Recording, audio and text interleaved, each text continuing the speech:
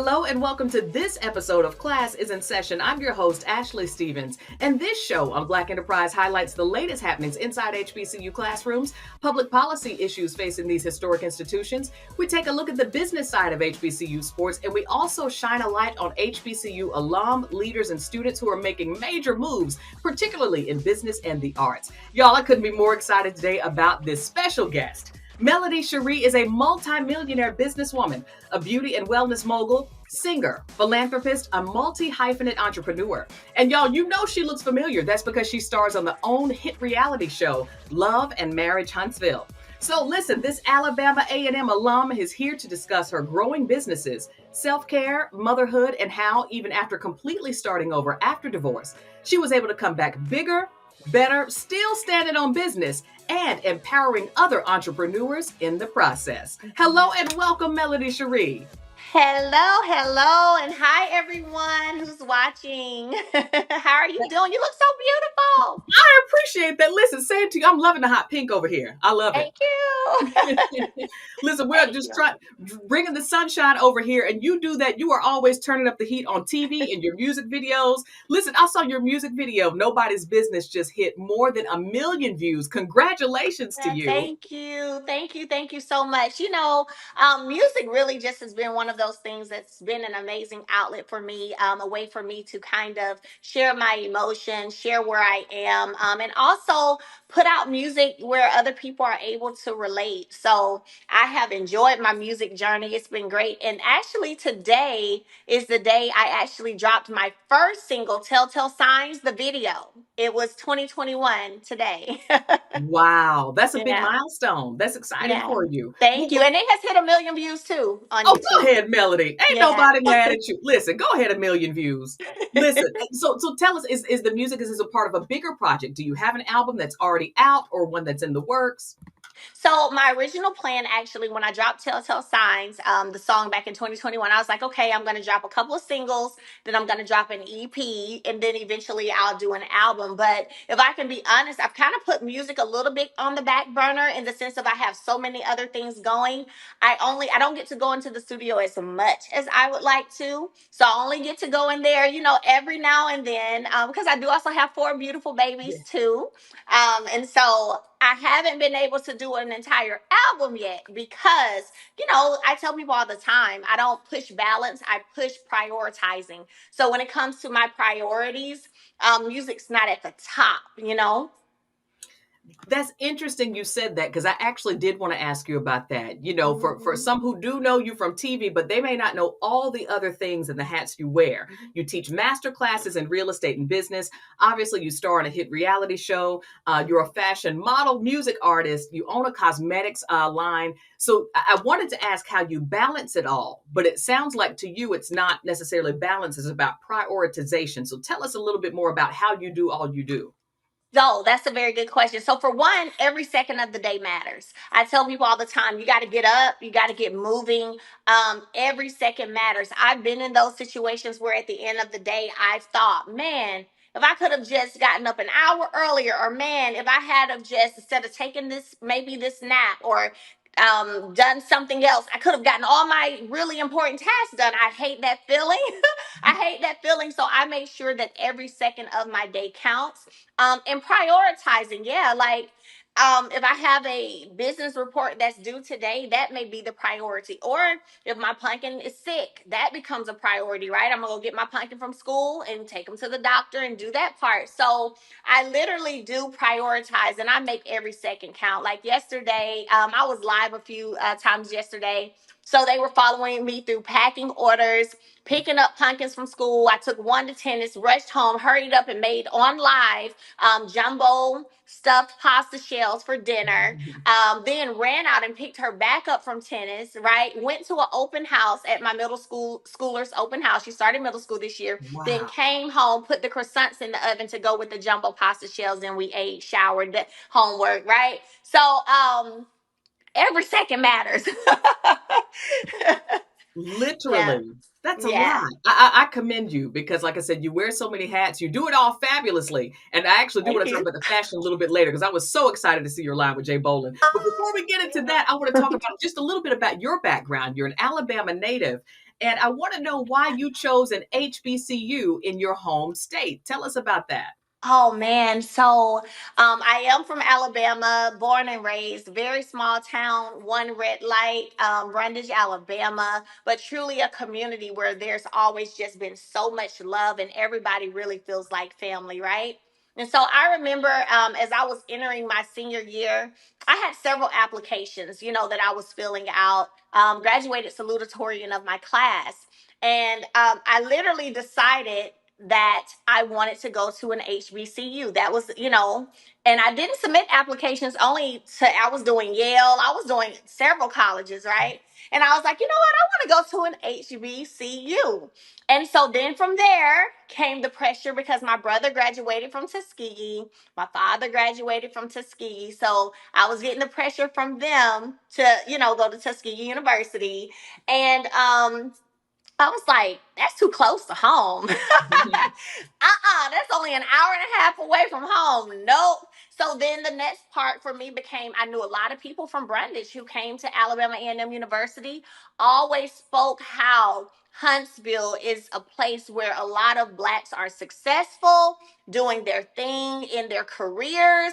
And I just knew a lot of people who went to A&M. So I was like, you know what? A&M is away from home, not too far away from home. I've made up in my mind that I want to attend an HBCU. And then I applied to A&M, got a full scholarship, academic scholarship, and then I came on up. I graduated in May.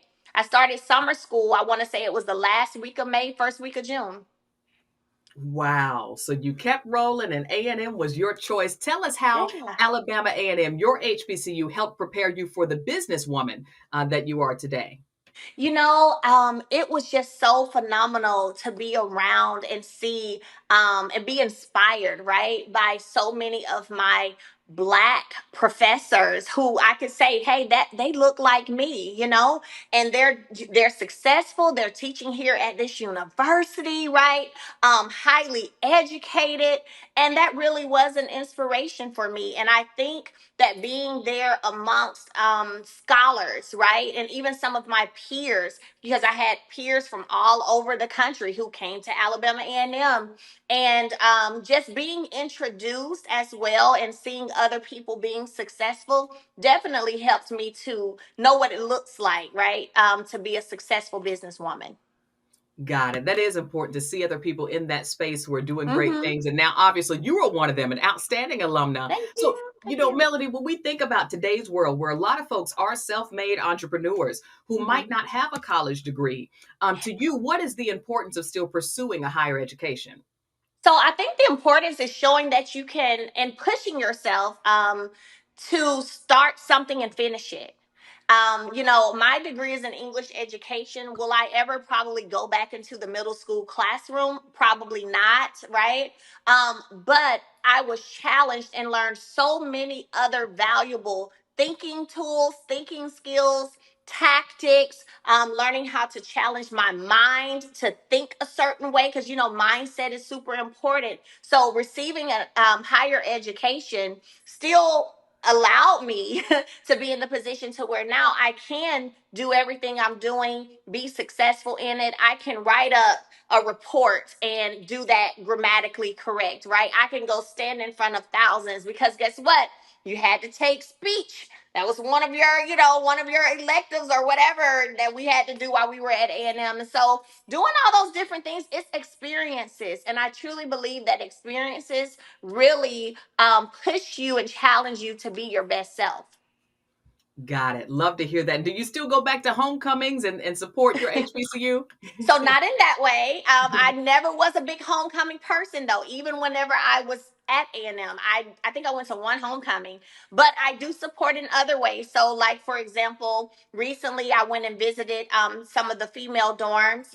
There was an event that they had where all the ladies came in and I was the guest speaker, and I went in, talked about self-love, self-care, gave each of them a gift, and prayed with them as well. So I do give back, not necessarily about going to the homecoming, but I do still show up because I am thankful for my experience at A&M.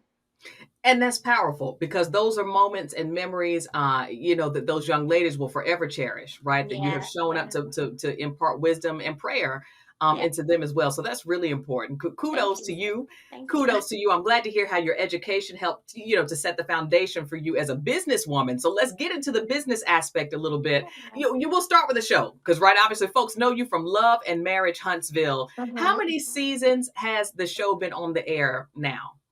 So technically, this is season 5. They Okay. kind of break up our seasons into A, B, and one time I think there was even a C. So it feels like we're in about season 9. Okay. Yes, that's what I was thinking. I was like, I think it's been 8. Like, if Yeah. I'm Uh-huh. But okay. technically it's season 5. So, starting filming for Love and Marriage Huntsville in 2018, that's 6 years ago. So literally I have been a part of Love and Marriage Huntsville since its inception, 6 years now. And then for me, even before that, for an entire 3 years prior, really pitching and selling Huntsville and selling the idea of this show to an executive producer, to get it picked up by a network. So I could say, oh, 6 years. Really, for me, it's more like 9. Hmm. It's more Hmm. like 9. So but I'm thankful to God for everything that He's done and everything He's doing, and definitely, surely thankful for the platform. Right. Well, let's talk about the platform because, listen, as you mentioned, you pitched the show, and the Mm-hmm. vision obviously was to highlight successful Black couples building businesses together. And, as we've seen over several seasons, that happens for sure. But it Yeah. took an unexpected turn when your most private moments have played out on a national scene, global scene, even, with, infidelity. Your ex-husband having a child outside the marriage, while you were also managing friendships, business partnerships, brand deals, and being a mother. Did you ever at any point, Melody, consider stop taping the show to live your life privately? Or was it important for you to continue to tape so that people could see your resilience? Oh yeah, so absolutely. Definitely had my moments, where I was considering not doing the show, even in the beginning in 2018 when we were supposed to start filming, and when the show got picked up that summer. I had just found out that this affair was still taking place, and I wasn't going to do the show at all. Like, I was like, nope, no thank you, not going to do it. Ended up, after some conversations, ended up continuing on with the show anyway. But even after that, I definitely had my moments where I was like, I don't really think that I want to do it anymore, because it is a lot. It is a lot. And when you're putting your life on Front Street, so to speak, it opens up for so many people to have opinions, and rightfully so. Like, I'm that person, I feel like, if you come to reality TV, it is what it is. You got to take it. It is what it is. So definitely receiving opinions, but I also, outside of backlash and opinions, I've received a lot of support. I received a lot of love. A lot of people who have become prayer warriors, standing in the gap for me. So living my truth out loud, I will say, is not anything that I regret.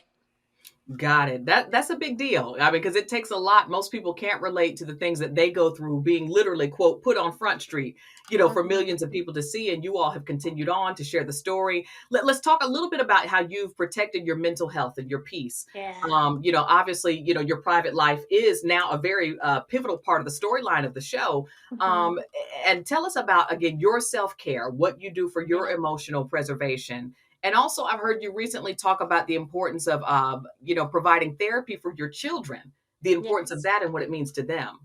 Absolutely. So I'm a huge advocate for therapy.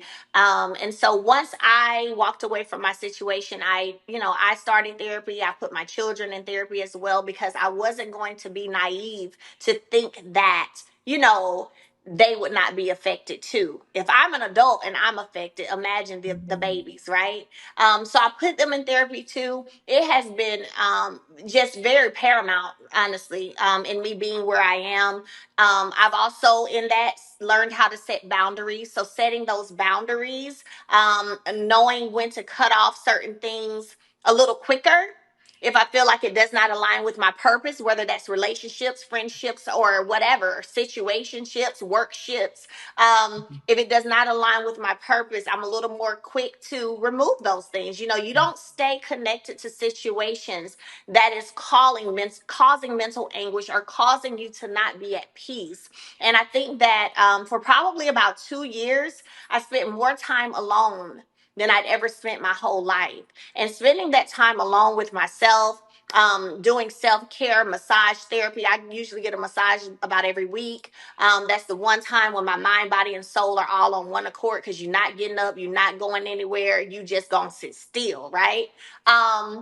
So incorporating those things and spending time alone and really learning who is Melody, right? Because I got married at 22. So it was important for me to sit back and say, okay, who is Melody? What does she desire in life? Where does she want to go? And what's the roadmap to get there? So I took about 2 years to just really focus, I wasn't, oh, let me hurry up and go get with somebody and get married again or anything like that. I just really wanted to focus on my healing journey. Mhm. Therapy, self-care, and some time alone definitely contributed highly to that. Got it. I'm glad you were able to kind of focus on you and get back to you, and also for your Hmm. children as well, making sure that they have therapy and support, because obviously Absolutely. they've seen all of this play out, nationally, Yeah. and even in the home they've seen it play out as well. Yeah. You talked about, Melody, about the importance of setting boundaries. I want to talk about that. Yeah. In the business world in particular, you're teaching Hmm. classes in real estate, property preservation, and business.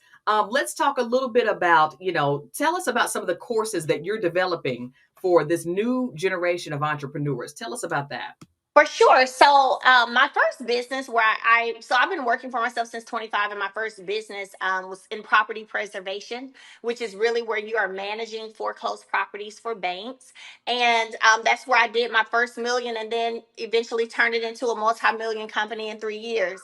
So, by, 28, 29. So, now I stayed in that industry for about 10 years, and now I have the pleasure of teaching others how to get into the game of property preservation, which is a multi-billion dollar industry. It's a national industry. So I teach by way of Zoom, and I started this course in 2020, and to date I've created over about 900 entrepreneurs Wow. all across the country. And so I enjoy teaching them, and just really, because a lot of times we've heard, oh, nobody wants to tell me, nobody wants to share information, nobody wants to share knowledge, right?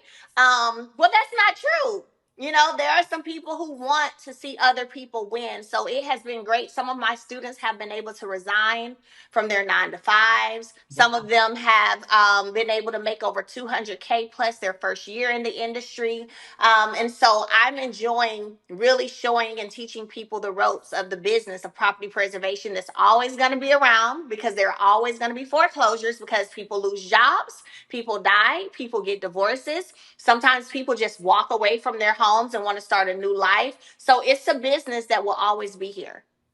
Got it. That's a big deal. Melody, where can folks find out about these property preservation courses that you teach? So, masterclasswithmelody.com. Masterclasswithmelody.com. The next class starts September 9th. I'm currently running a half off special. So it's 1,500 versus 3K. It's a 5-week program. So Hmm. come in, be ready to learn, be ready to work. And let me help you get to the bag. Love, help me get to the bag. I like that. I think our audience would like to hear that as well. Speaking of the bag, Melody, your Mhm. bags have grown because you've got so many, your hands are on so many different things that are prospering, that are blessed, that are successful. So as your businesses have grown, tell us about the financial team you've had to put in place. So, what my main part of my financial team is my accountant, of course, and I've had the same accountant for many, many, many years. And I don't take lightly when it comes to making sure you're paying your taxes. Making sure you're taking care of business, because at the end of the day, you gotta pay Uncle Sam his money. You got to. It is what it is, right? So that has been one of the main things for me, and having an accountant who has literally been part of my life since I was 22, 23.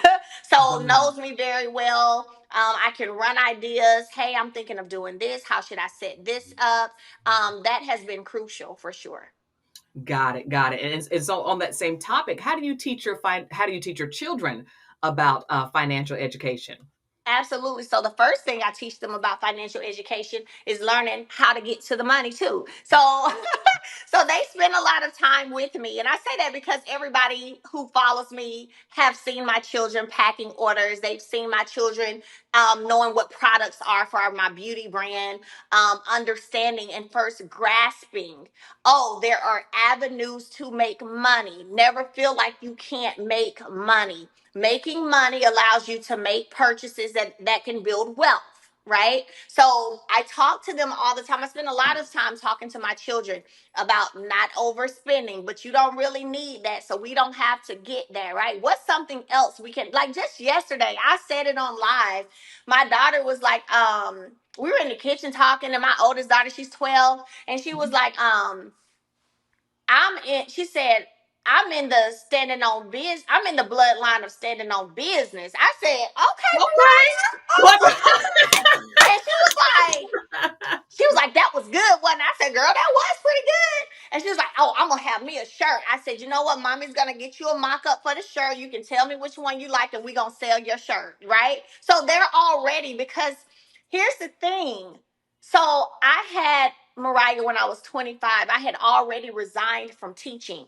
So Mhm. my children have been around nothing but seeing their parents as entrepreneurs. That's all they know. Those are the conversations they hear. They've been to business meetings. They've been to bank closings. They've been to properties, right? That's all they've seen. That's all they know. So it's naturally just in them, right? And so then once you've naturally and shown them by way of seeing how you move, how you handle business, how to get to the bag, then comes the conversations of, okay, now how do you retain the wealth?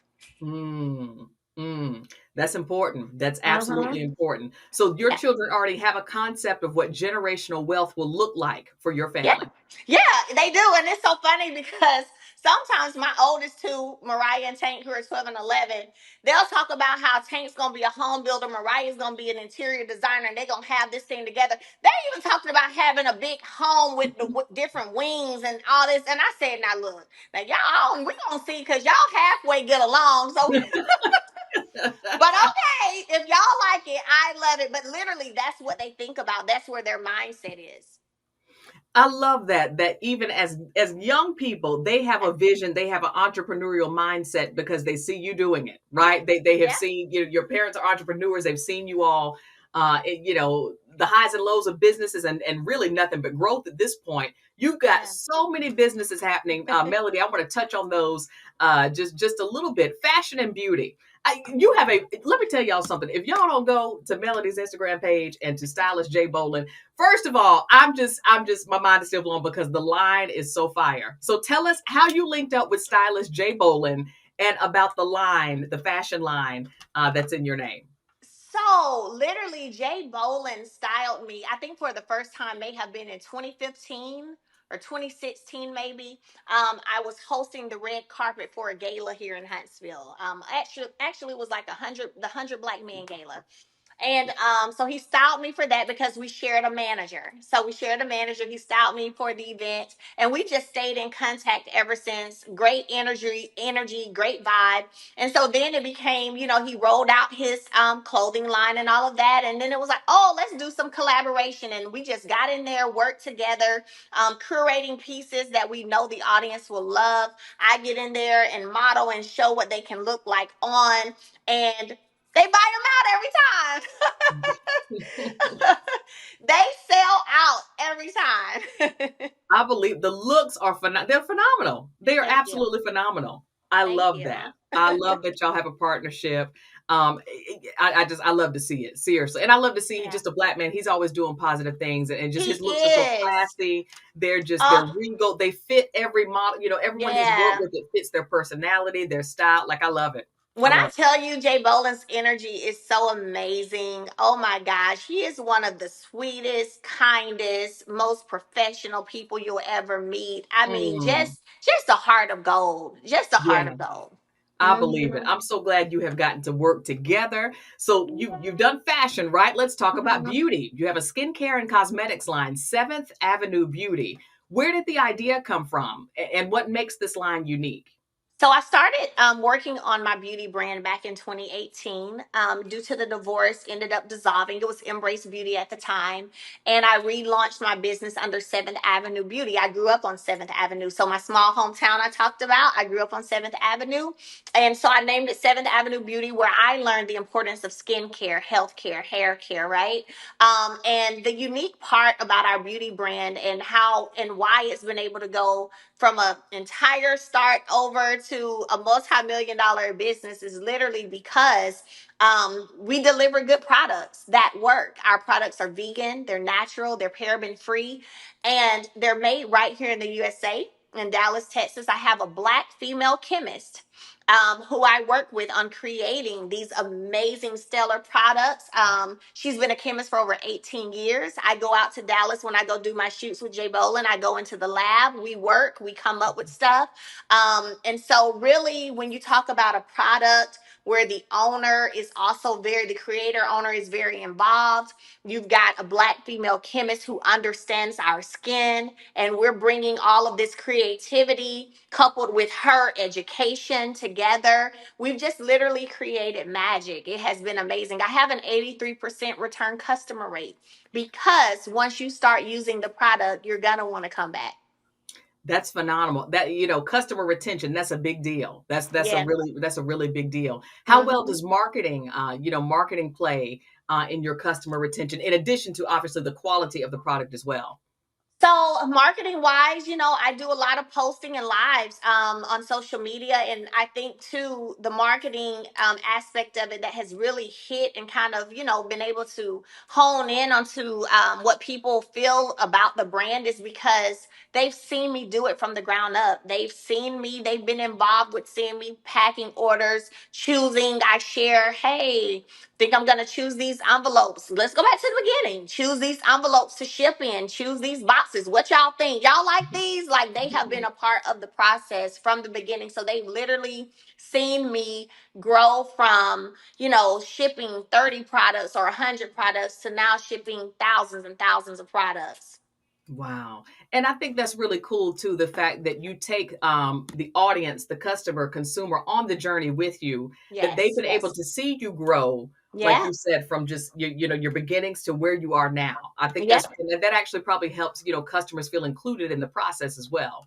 Absolutely does. Yes, ma'am. Absolutely. And I love my Seventh Avenue Beauty so much, and my goal is to always, deliver product to them, like I said, that works. It's freshly made. And also I get to share with them the importance of even teaching their children, their young girls, their nieces, their cousins, right? Because my babies, if you go up to their restrooms right now, it look like a spa up there. Okay. They got every product, everything, and they love it. But we do have to take time to teach our children how to take care of our skin. Your Mm-hmm. skin is the largest organ on your body, but it's the most neglected.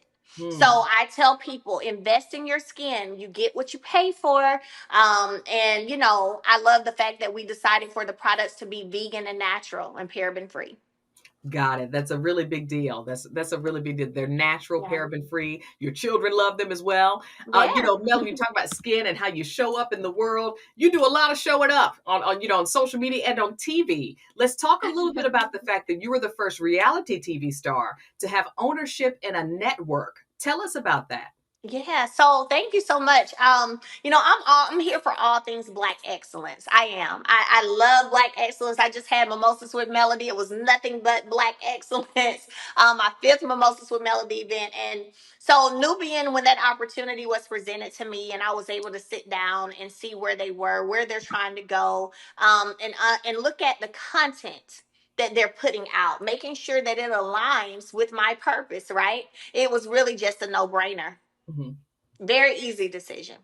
Well, where can we find out more about Nubian TV and watch Nubian TV? Absolutely. So you can go, it's on Fire TV. I think it's also nubiantv.com. We have an Instagram page too where we're constantly posting new shows that are coming out, new shows, new movies, new programming. And so it's an amazing network that's growing that I'm enjoying watching grow and being a part of the growth. And I know that, 5 years from now, 10 years from now, we'll be like, whoa, we started right here, but look where we are now. So Daryl, the co-owner, he's super amazing, and we're just all working hard. I'm not new to putting in work and working hard to build.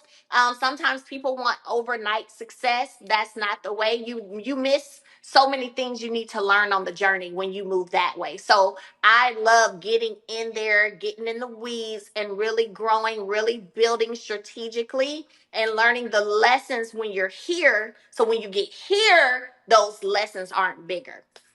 I love that. That's actually helpful advice. And as we wrap soon, Melody, tell us, what is some of the biggest advice that you give brand new or aspiring entrepreneurs?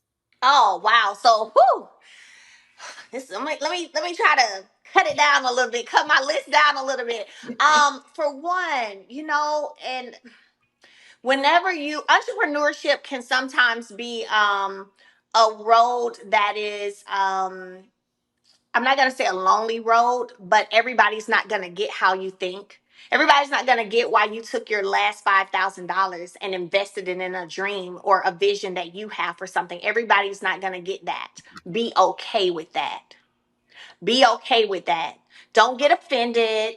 Don't feel like, oh, they don't believe in me. Oh, they don't support me. Your vision is your vision.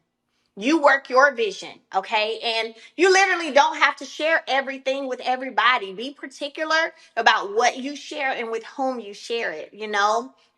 Find the people who you consider your team, your prayer warriors, your people who are gonna push you on those days when you don't feel like pushing through. They're gonna say, hey girl, come on, we gotta push through. Find that team and let that team be the solid people who are around you. Don't I say look for the weak links, and when you're on the journey of entrepreneurship, you got to get rid of the weak links. You just have to. You just have to. Stay, make sure, another thing, make sure that any endeavor that you're taking on, that it aligns with you and who you are at your core, who you are at your heart. There are deals I've turned down, 40, 50, 60,000 deals. I said no, and I turned them down because they didn't line up with me. Melody, that was some fantastic advice you gave to entrepreneurs. Get rid of the weak links. Focus on what you have to do. Don't worry about what anyone else is saying about how you're moving and how you operate. That you got to focus on what you got to do. Super helpful Absolutely. tips. Anything else as we think about, how to, inspire or encourage entrepreneurs? Yeah, like I said, be okay with saying no. Like every deal that comes across your table is not for you. And if it does not align with you, your purpose, your brand, be okay with saying no. Like I said earlier, I've turned down 40, 50, $60,000 gigs because I didn't feel like it fit for me. So be okay with doing that. And once you know exactly who you are, and what you want your legacy to look like, that's a lot easier to do. So lastly, Melody, what's next for Melody Shari? Who next? Everything. Everything. I feel like everything. So we're almost done filming this second half of Love and Marriage Huntsville. So I'm super excited about that. And I'm just continuing, to grow and build my brands. I just launched my cosmetics portion of my beauty brand. That has been doing very well. So we've got some other things in store for that. We're always coming up with new products, being innovative.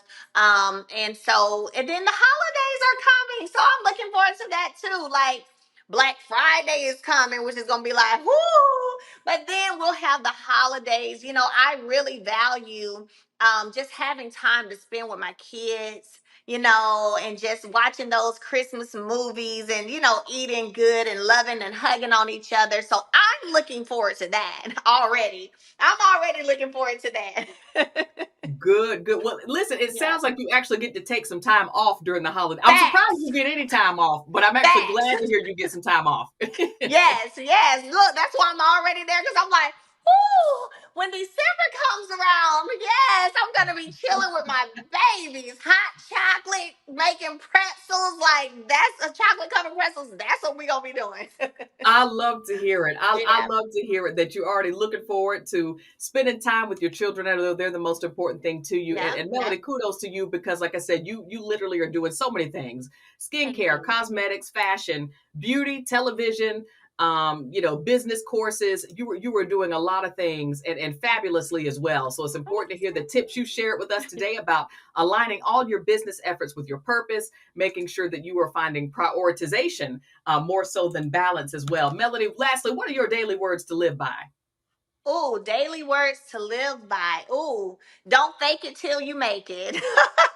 Don't fake it till you make it. Like I posted about that this morning. Like, be true and honest with where you are. If you're faking it, you fooling yourself, right? And if you're fooling yourself, then you really not getting out here figuring out how to make a better life for yourself because you fooling yourself. You're also a part of this facade. So don't fake it till you make it. Let it be real. Let it be real. I think that's Yeah. a good gospel song. Actually, Melody, let it be real. If anything Yeah. you do, anything you Yeah. do, let it be real. Yes. Awesome, awesome, awesome. Well, listen, I appreciate this convo here. I'm sure our viewers do as well. To those of you watching, be sure to share this episode with family, friends, Alabama A&M alum and students. Share this episode as well. Stay posted for the latest and greatest content on Black Enterprise's social media channels. We also have lots of other podcasts for you to check out as well, and stay posted on blackenterprise.com for our latest digital content. Excited to be here. Thank you so much, Melody Shari, for being here on Thank you so much. Oh, thank you. Thank you. Absolutely. Glad to be here and excited to share your growing entrepreneurial journey. And again, for this episode of Class is in Session, I'm your host, Ashley Stevens, and class is dismissed.